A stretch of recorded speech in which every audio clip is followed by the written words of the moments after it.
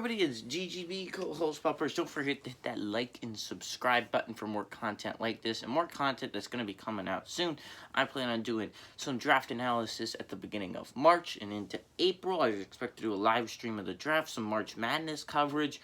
I'm going to obviously do my Conference of Champions series, so I'm really excited for all this stuff that's coming up for you guys. It's really content that I spent a lot of time trying to figure out what to do during the off season, and I think it's some pretty good ideas. So let's get straight into this thing though.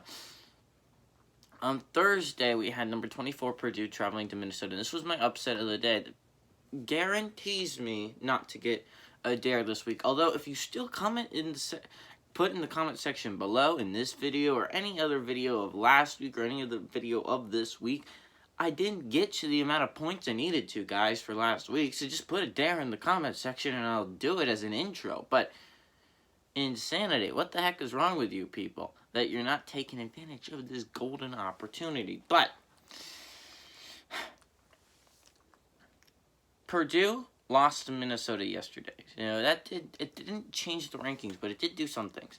Iowa now has a little bit of a breathing room with Purdue. Now, Purdue would have been right on their heels with a win. Actually, would have passed them with a win. So, that's good for Iowa. Now, for Purdue, on the other hand, they fall to 8-6, and that puts Rutgers really about a game and a half behind them. Rutgers is very close. If they had won that game against Iowa, could be a whole different story now. Now, Indiana now has Minnesota literally right on its tails. They sit at 6-6 in conference, and Minnesota sits at 6-7. So legitimately, it's a neck-and-neck race with Indiana and Minnesota. Now, the Minnesota win really let out the sails in the Michigan State and Penn State fans' sails. They were let out the wind in their sails, not let out the sails in their sails. But they really a Minnesota loss would have been helpful for both those teams. It would have made sure that they were right behind them. Now they kind of have to win on Saturday and Sunday, and it's going to be difficult for Michigan State considering they're playing Iowa. Now going on to the Pac-12 basketball, nothing really changed. As I again said, wouldn't happen. Nothing would change if this scenario of events happened, and that's what happened. USC beat Washington, which was expected. Now Washington falls to 2-11, second to last place, and USC goes to 10-2, still first place in the Pac-12. So it's going to be interesting coming down the stretch. I don't know who's going to win the Pac-12. Really, UCLA is right behind USC, so we're going to see how that all plays out. On the other hand, I see only three Pac-12 teams really deserving a chance in the playoffs. Maybe USC, UCLA, and Colorado. I just have not seen enough out of Oregon, Stanford, and Arizona to really recommend putting them in the playoffs. And I can't say for a fact that they're any good or not. But there's one big game today. By the way, that win over Purdue, Minnesota beating Purdue, that was the biggest upset of the day, or for 1.5 points to a team that already had 2 points. So now, even an upset, no upset today, which is, I'm either going to get a 1.5 points or half a points. Either way, that gets me 2 to 4 points, and I stay safe for the week. So, let's talk about it. There's only one ranked game happening today. Number 6, Illinois traveling to Nebraska. Now, Illinois sits at 9-4, Nebraska sits at 0-8. Now, a 1-8 record is not a great record, we're going to be honest here, right? But it's better than 0-8. It gets you a little bit closer to Northwestern, although I don't know how much a win is really going to change a lot here. Although it would give you momentum heading into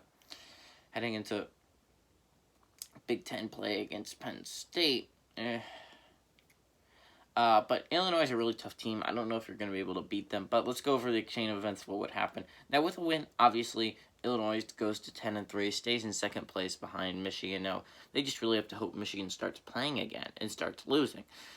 They really kind of need Michigan to start losing so they can take the Big Ten. Now, don't forget, Ohio State is legitimately right on Illinois' tail. So with a loss, Illinois will fall to 9-4 and will drop below Ohio State into third place. Now, they wouldn't fall quite below Wisconsin yet because they would have Wisconsin has a 9-5 record and Illinois has a 9-4 record, but a 10-4 record is better than a 9-4 record. So therefore, if you're an Ohio State fan, you've become a huge Nebraska fan tonight. Although I don't know if it's likely that Nebraska wins, considering Illinois is favored by 14.5 points, but we've had at least one ranked team go down every day since the beginning of the week, when we had Oklahoma State go down to Kansas, and then on Tuesday we had Texas Tech go down to West Virginia, and then we had Missouri fall to Ole Miss on Wednesday, and on Thursday we had Purdue fall to Minnesota. So if they want to keep the streak alive, which I personally would like,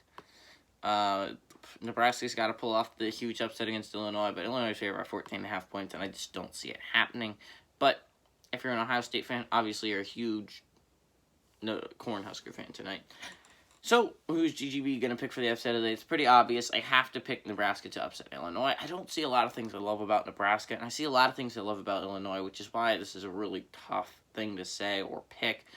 I'll just straight up, I don't think Nebraska is a very good team. By the way, the bottom two teams in the Big Ten, it's what I predicted at the beginning of the year, Northwestern and Nebraska. It's what a lot of people predicted at the beginning of the year, but I'm right. Now, I didn't expect Ohio State to be that great in Michigan, but other than that, my top 5 look pretty good with Illinois, Wisconsin, and Iowa. Those are all the teams I predict to be really good this year. But so my Big Ten predictions aren't doing that horribly, but I really think I would like a Nebraska Cornhusker win. Hey everybody, this is GGB. Go for saying adios amigos and go Cornhuskers.